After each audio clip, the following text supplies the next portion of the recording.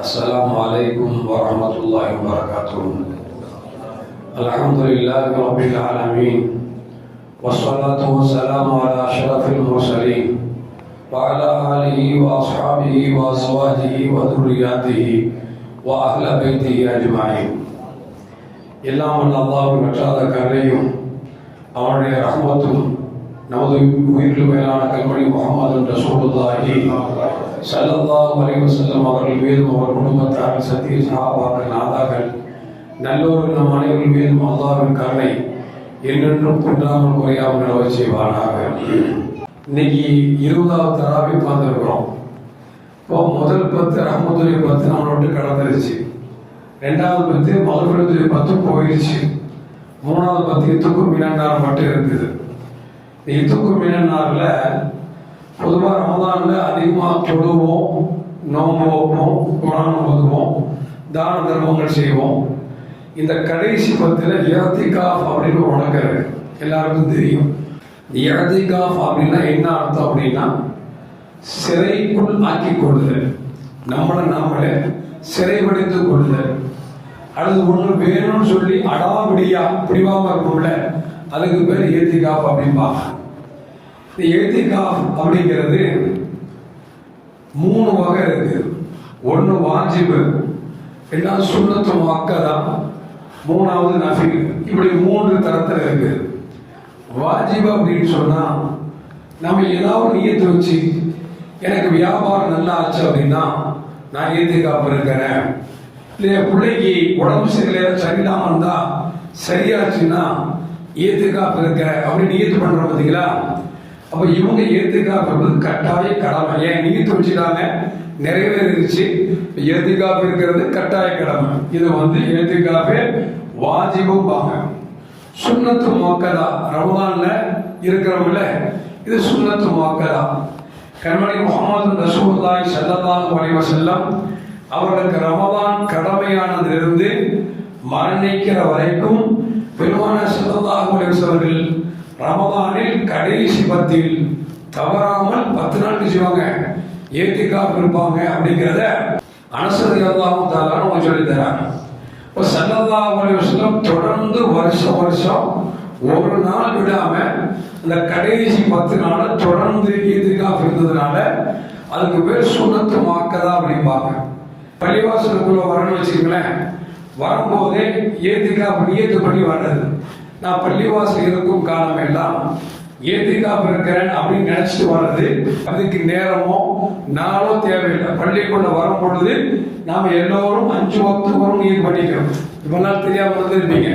பள்ளிக்குள்ள வலது காலம் எடுத்து வைக்கிறோம்ல, அஸ்ஸலாத்து வஸ்ஸலாமு அலைக்க யா ரசூலல்லாஹ், அல்லாஹும்ம இக்ஃபிர் லி தம்பி, அல்லாஹும்ம அஃப்தஹ் லி அப்வாப ரஹ்மத்திக அப்படின்னு சொல்லி வலது காலத்து உள்ள வரும்போது நவைத்துல் இஅ்திகாஃப மா தும்து ஃபி ஹாதல் மஸ்ஜித், இந்த பள்ளியில இருக்கிற வரைக்கும் இஅ்திகாஃப் இருக்கிற அப்படின்னு நியத்து பண்ணி வச்சா நீங்க சும்மா தொழுவது நன்மை இருக்குல்ல, அதே மாதிரி இஅ்திகாஃபுக்கு ஒரு நன்மை இருக்கு. விளங்குச்சுங்களா?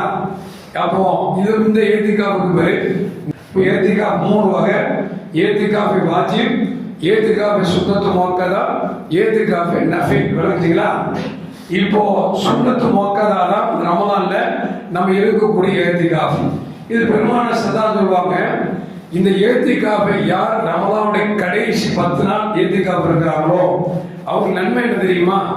2 ஹஜ்ஜும் 2 உம்ரா செய்த நன்மை உண்டு என்றார்கள் பெருமானார் ஸல்லல்லாஹு அலைஹி வஸல்லம். 2 ஹஜ் சாதாரண விஷயமாக, ஒரு ஹஜ் செய்யறதுக்கு இன்னைக்கு 10 லட்சம் ரூபாய் கேட்கலாம். எத்தனை லட்சம்? 10 லட்சம் செலவு பண்ணாதான் ஹஜ், அது நசீப் பண்ணாதான் போக முடியும். உம்ரா அப்படின்னு சொன்னா குறைஞ்சபட்சம் நல்ல ஸ்டார் ஹோட்டல்ல உட்கார்ந்தா 2 லட்சம். சாதாரண ஹோட்டல்ல போனோம்னா 1,20,000 ரூபாய் கேட்கலாம். விளங்குச்சுங்களா? 2 ஹஜ்ஜும் 2 உம்ராவும் செய்த நன்மை கிடைக்கும் அப்படிங்கிறான். அப்படின்னா இப்ப இந்த இஅ்திகாஃப் ஹஜ்ஜுக்கு போக வேண்டாமா அப்படின்னு ஒரு சந்தேகம் வந்துடக்கூடாது. ஏன்னா நன்மை கிடைக்குமே தவிர ஹஜ் செய்த கடமை நீங்குமா? நீங்க அது நம்ம வசதி வாய்ப்பு இருந்தா ஹஜ் கட்டாயம் செஞ்சுதான் ஆகும். விளங்குச்சுங்களா? ஹஜ்ஜுடைய நன்மை என்பது வேறு, ஹஜ்ஜுடைய கடமை என்பது வேறு.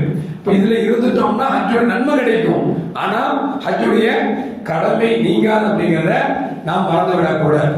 அது மட்டுமல்ல, பெருமானார் ஸல்லல்லாஹு அலைஹி வஸல்லம் அப்துல்லாஹ் இப்னு அப்பாஸ் ரலியல்லாஹு அன்ஹு அறிவிக்கிறாங்க, யார் ஒரு நாள் ஏத்திகாப் இருக்கிறார்களோ, ஒரு நாள் ஏத்திகாப் இருக்கிறார்களோ அவர்களுக்கும் நரகத்துக்கும் மத்தியில ஹனாதி 3 கந்தக் அளவுக்கு அவன் தூரமாகிறான் அப்படின்னாங்க. சஹாபாக்கள் கேட்டாங்க, ஒரு கந்தக்னா எவ்வளவு அளவுன்னு கேட்டாங்க. நபிகள் நாயகம் ஸல்லல்லாஹு அலைஹி சொன்னாங்க, வானத்திற்கும் பூமிக்கும் மத்தியில் எவ்வளவு வித்தியாசம் இருக்கிறதோ அந்த அளவுக்கு ஒரு கந்தக்குங்கிறது.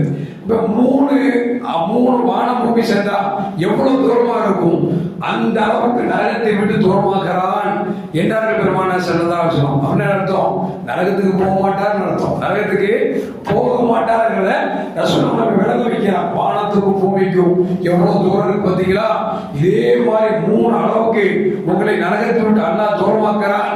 எத்தனை நாளைக்கு? ஒரே ஒரு இத்திகாஃப். அப்போ ஒரு இத்திகாஃப் தான் போதுமா அப்படின்னு கேட்கக்கூடாது. ஸல்லல்லாஹு அலைஹி வஸல்லம் ரமலானில் கடைசி 10 நாள் இத்திகாஃப் இருந்ததுனால முடிந்த வரைக்கும் நான் 10 நாள் இத்திகாஃப் இருப்பதுதான் சுன்னத்தை முஅக்கதாவை தவிர, ஒரு நாள் 2 நாள் இருக்கிறதெல்லாம் சும்மா பேருக்கு. எப்படின்னா, ஒரு ஆள் சாப்பிட்டு இருப்பார், நம்ம போறோம் சாப்பிடுங்களேன் அப்படிப்பாரு. நம்ம சொல்லுவோம், நீங்க சாப்பிட்டா என்ன, நான் சாப்பிட்டா என்ன, நீங்க சாப்பிட்டா எனக்கு வயிறு நிறைச்சு சொல்லுவோம் பார்த்தீங்களா, வயிறு நிறையுமா பேச்சுக்கு. அந்த மாதிரி நம்ம ஒரு நாள் 3 நாள் 2 நாள் அப்படிங்கிற இத்திகாஃப் பரிபூர்ணமான நன்மை தராது. எத்தனை நாள் இருக்கணும்? 10 நாள் இருக்கணும். சரி, இந்த இத்திகாஃப் இருக்கிறது எந்த அளவுக்கு கடமை அப்படின்னா, ஃபர்து கிஃபாயா. ஹனஃபிகளை பொறுத்த வரைக்கும் ஃபர்து கிஃபாயா, ஷாஃபியை பொறுத்த வரைக்கும் சுன்னத் முஅக்கதா.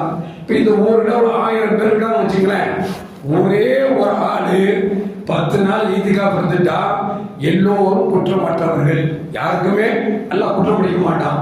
இப்போ 1000 பேர் இருக்கிறோம், ஒருத்தர் கூட இத்திகாஃப் இருக்கல, எல்லாரும் குற்றவாளிகள், எல்லாரும் குற்றவாளிகள். கேட்போம் ஃபர்து கிஃபாயா அப்படின்னா ஊர்ல எல்லாரும் மேல கடமை, ஒரு ஆள் செஞ்சுட்டா அவங்களுக்கு எல்லோருக்கும் குற்றமற்றவர்களாகிடுவாங்க.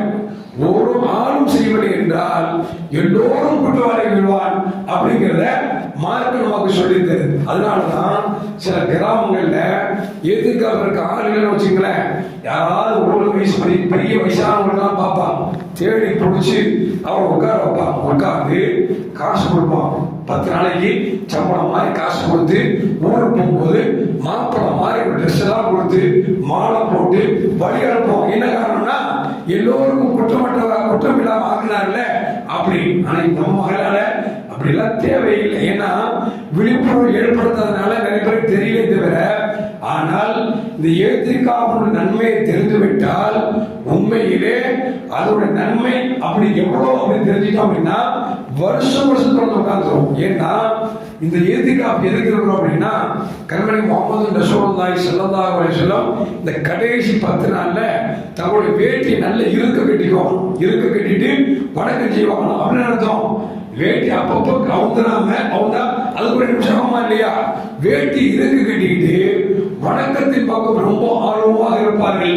கண்மணி முஹம்மது ரசூலுல்லாஹி ஸல்லல்லாஹு அலைஹி வஸல்லம் ரமலானோட முந்தைய 2 பத்தில செய்யாத வணக்கங்களை இந்த ரமலானுக்கு பிந்திய 10ல பெருமானார் ஸல்லல்லாஹு அதிகமாக வணங்குவார்கள். ஏன் இத்திகாஃப் இருக்கிறோம் அப்படின்னா, அந்த இத்திகாஃப்ல இருந்துட்டு லைலத்துல் கத்ர் என்று சொல்லக்கூடிய அந்த இரவை தேடுவதற்காகத்தான் ஸல்லல்லாஹு இத்திகாஃப் சொன்னாங்க. அல்லாஹ் குர்ஆன்ல சொல்றான்ல, இன்னா அன்ஸல்னாஹு ஃபீ லைலத்துல் கத்ர் வமா தராக மா லைலத்துல் கத்ர் லைலத்துல் கத்ரி கைரும் மின் அல்ஃபி ஷஹர். 1000 மாதங்கள் வணங்குவதை விட அந்த லைலத்துல் கத்ர் இரவுல ஒரு நாள் வணங்கிட்டா நமக்கு நன்மை கிடைச்சிடும் அப்படின்னா, 1000 மாதத்தை விட அப்படிங்கிறான். 1000 மாதங்கிறது 83 வருஷங்க. 83 வருஷம் சொச்ச மாசம். 83 வருஷம் வாழுமா? எத்தனை லைலத்துல் அடைஞ்சிருப்போம். அப்ப இந்த லைலத்துல் கத்ர் இரவை தேடித்தான் பெருமானார் ஸல்லல்லாஹு அலைஹி வஸல்லம் சொன்னார். சொல்றாங்க, ஒரு இடத்துல பெருமானார் ஸல்லல்லாஹு அலைஹி வஸல்லம் வேகமா இரவுல வந்தாங்க. வரும்போது ஒரு முஸ்லீம் இன்னொரு முஸ்லீமோட சண்டை போட்டு இருந்தாரு. நபிகள் நாயகம் சொன்னாங்க, நான் லைலத்துல் கத்ர் இரவுடைய அந்த நாளை பத்தி சொல்ல வந்தேன்.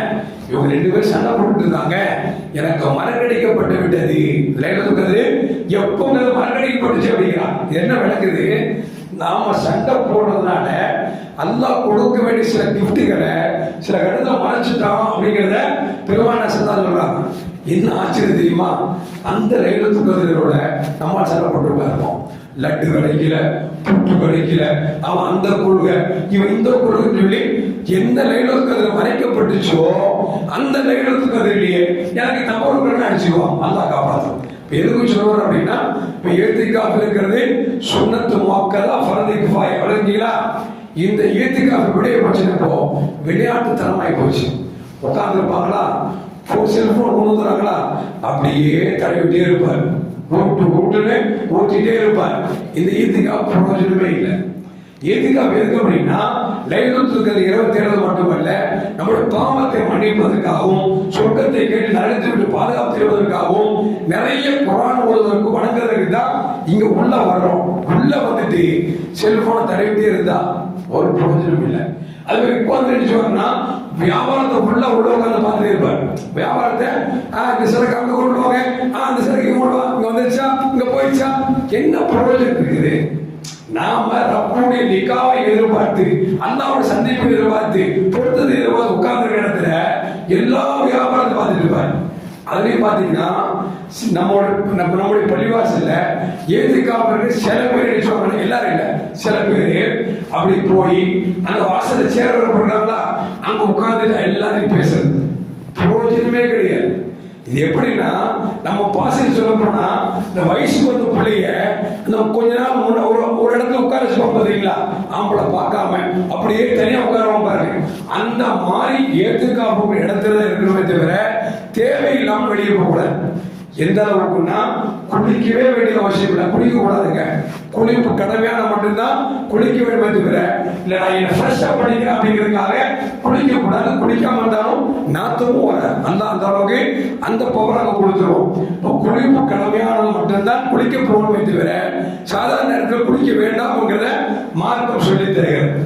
அது மட்டும் கடமையான மொபைல்களை எந்த அளவுக்குன்னா மையத்து வந்தா கூட ஜனாசத்துல கூட போகக்கூடாது. யாரு ஏத்திகாஃப் இருக்கிறவர் அந்த அளவுக்கு அவர் கட்டுப்பாடா ஒரு இடத்துல ஓர்மையா ரொம்ப வணக்கம் செஞ்சுட்டு இருக்கணும்.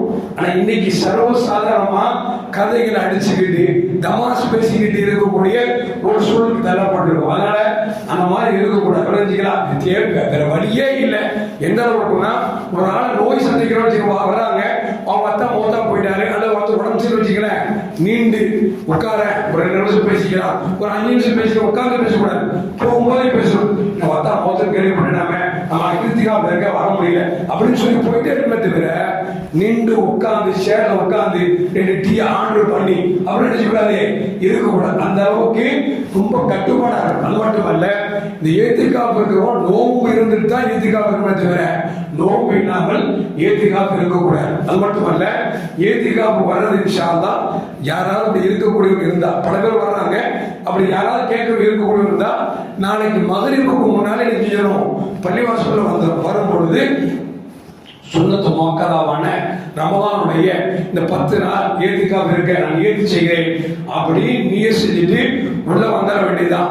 சாப்பாடு நீங்க இருக்கிற இடத்துக்கு உங்க வீட்டுல வர சொல்லி சாப்பிட்டாலும் பிரச்சனை இல்லை, அல்லது நீங்க சாப்பாடு வீட்டுல வர வாய்ப்பு இல்லைன்னா இங்க கேட்டால் நிர்வாகம் பண்ணிச்சுவாங்க, எடுத்து உங்க இடத்துக்கு கொடுத்துருவாங்க. விளைஞ்சா நீங்க போய் கீழே நிக்கிறது அப்படின்னா அசிங்கப்பட வேண்டிய அவசியம் இல்லை.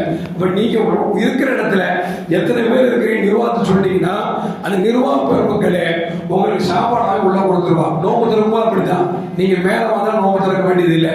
நீங்க ஏத்திகாஃப் இருக்கிறீங்களா, ஏன் எல்லோருடைய சுமையும் எங்களுக்கு குறைக்கிறீங்க.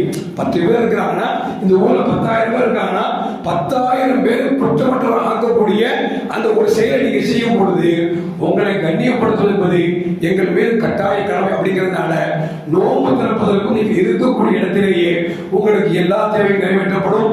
நோன்பு சகர் வைக்கக்கூடிய யாராக இருந்தாலும் அதற்கு உங்களுக்கு சாப்பாடு உங்களுக்கு கொடுக்கப்படும் தவிர நீங்கள் கீழ் வந்து நின்று வாங்குவது என்பது அது உசிதமானதல்ல. அந்த ஏத்திகாவை கெடுத்து விடும் என்பதை விளங்கிக் கொள்ள வேண்டும். அந்த ஏத்திகாவுல இருந்து நம்ம கேட்கக்கூடிய துவாவை அல்லாஹ் இல்லைன்னே சொல்றது இல்லை. நீங்க என்ன கஷ்டமா, கவலையா, குடும்பத்துல பிரச்சனையா, உடம்புல நோயா, எதை கேளுங்க, நீங்க அந்த ஏத்திகா முடிஞ்சு போறதுக்குள்ள தான் செய்வான், உங்களுக்கு அப்படி செஞ்சிருவோம். எல்லாம் அல்லாஹ் செஞ்சதுனாலும் ஏத்திகாவில் இருக்கக்கூடிய நல்வாக்கியத்தை எனக்கும் உங்களுக்கும் அல்லாஹ் வழங்கிடுவானாக. அஸ்ஸலாமு அலைக்கும் வரஹ்மத்துல்லாஹி வபரகாத்துஹு. ஸல்லல்லாஹு அலா முஹம்மத் ஸல்லல்லாஹு அலைஹி வஸல்லம். ஸல்லல்லாஹு அலா முஹம்மத் ஸல்லல்லாஹு அலைஹி வஸல்லம். ஸல்லல்லாஹு அலா முஹம்மத் யா ரப்பி ஸல்லி அலைஹி வஸல்லம்.